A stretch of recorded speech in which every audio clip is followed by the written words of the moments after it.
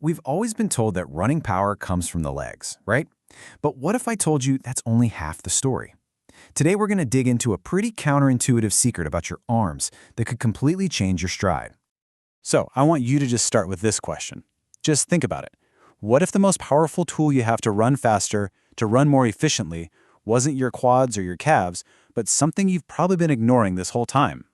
And here it is. This is the core idea that changes everything. We love to think of our glutes as the engine, right? The powerhouse. But an engine's useless without a throttle to tell it when to go. And that throttle, the real key to unlocking all that power, well, it's your elbow. So how in the world does this actually work? Well, think of your elbow as a trigger. A sharp, precise drive backward sends a signal down your body that literally forces your glute to fire. We're not talking about consciously trying to squeeze your butt while you run. No, this is about letting your arm do the work for you automatically. Now, this amazing connection happens through a system called the posterior oblique sling. And what's so cool is you can see it right here. It's this literal X of muscle and fascia across your back. Your right shoulder muscle, your lat, is directly wired to your left glute, and vice versa. When you fire one, you prime the other. That is the system we are about to hack. To really turn this system on, we need to get two things absolutely perfect. The direction of your elbow drive, we're going to call that the vector, and of course, the timing. If you can nail these two details, you unlock a whole new level of running power. It's kind of wild. Okay, first up, the vector. This is all about precision.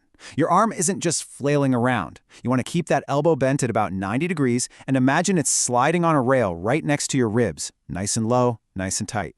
But the most critical part, the detail that changes everything, is the direction. It's not just back, it's specifically back and down. And this right here perfectly shows you why that little down component is the secret sauce. Look at the top example.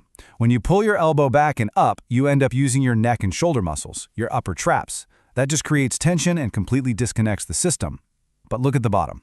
Driving the elbow back and down fires up your lat. That's the muscle that pulls on that sling and fires the opposite glute. That's the money move.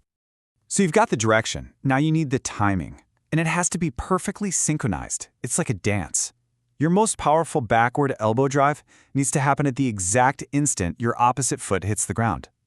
This is what gives your hip and your pelvis incredible stability right when you need it most.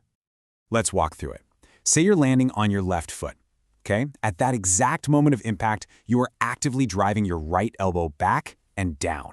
Boom. That's the trigger. And what that does is it instantly stabilizes your left hip, keeps it from collapsing, and sets you up for an incredibly powerful push-off.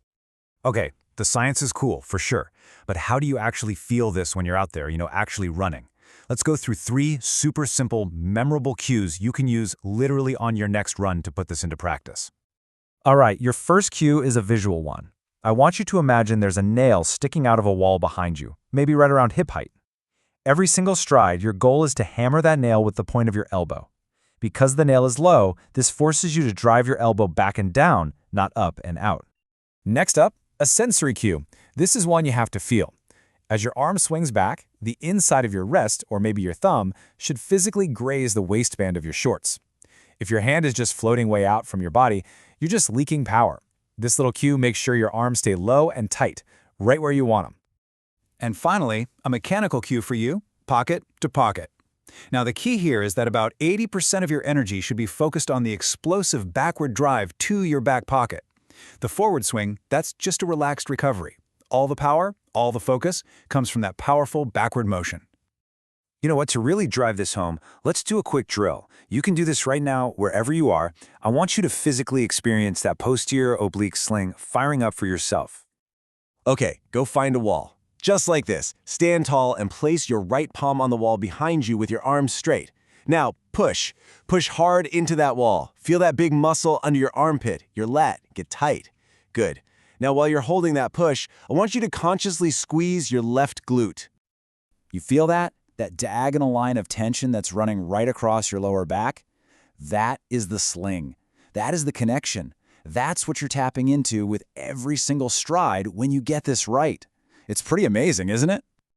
All right, knowing what to do is half the battle, but it's just as important to know what not to do. So let's quickly cover the most common mistakes that disconnect this awesome system. So watch out for these 3 culprits. First, the chicken wing, where your elbows flare way out. The fix? Think close the windows and just tuck them in.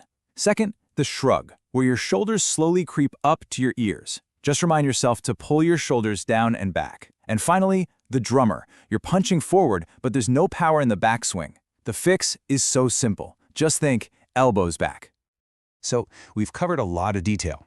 If you forget everything else, what is the one thing you absolutely need to remember on your next run? Let's boil this whole thing down to one single powerful takeaway.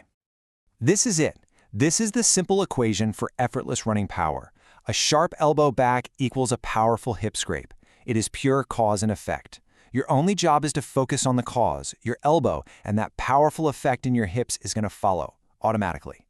And here it is, your final mental checklist for your next run. It's just 3 things to ask yourself. Is my arm swing low? Is it close to my body? And is the main focus back? Low, close, and back. Get those 3 things right, and you are golden. So stop thinking of your arms as just dead weight you have to carry. Start thinking of your elbow as the metronome for your entire body. It sets the rhythm for power. It's your throttle. It's your trigger. It's the key. So the only question left is, are you ready to go out there and find your rhythm?